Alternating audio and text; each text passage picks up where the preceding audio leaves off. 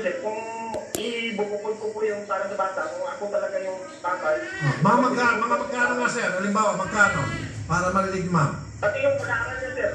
Hindi, pag-aaral, pati yung cash money, magkano ibibigay mo? Cash. Sorry po, sir ate, pero hindi ko pa mabigay yung tamang ano eh. Wala pa akong idea kung magkano ibigay mo. Pero magbibigay ka sa sweldo mo. Opo, bigat talaga ako sa loob ko na magbigay, sir ate. Pero maganda-ganda, kumbaga, pati sa sweldo mo. Opo. Lalanan ko talaga yan sa sahod ko, sir ate. Hindi naman kalakihan yung sahod ko.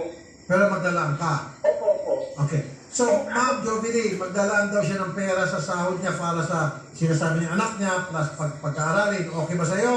Kung lumitaw na anak niya? Oo naman. Masaya ka?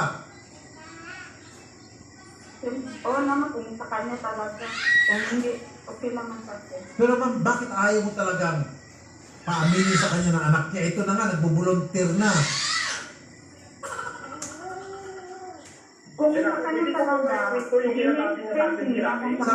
Sandali sir. Sige ma'am. Ano po ma'am?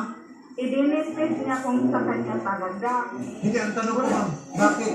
Kumbaga, ikaw mismo ang nagsasabi, hoy, hindi mo anak to ng ibang lalaki. Bakit ganon? Samantalang ibang babae lumalapit sa amin, hoy, anak mo ito, supportan mo ito, loko ka, malasubas ka, Wala irresponsable ka. naman, hindi naman ako kagaya ng iba. Basta kaya ko lang buhayin, okay lang. Masaya na ako makatapos yung anak ko sa pag-aral.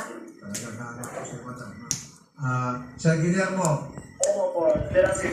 Video yan, video. Sinasabi niya sa akin,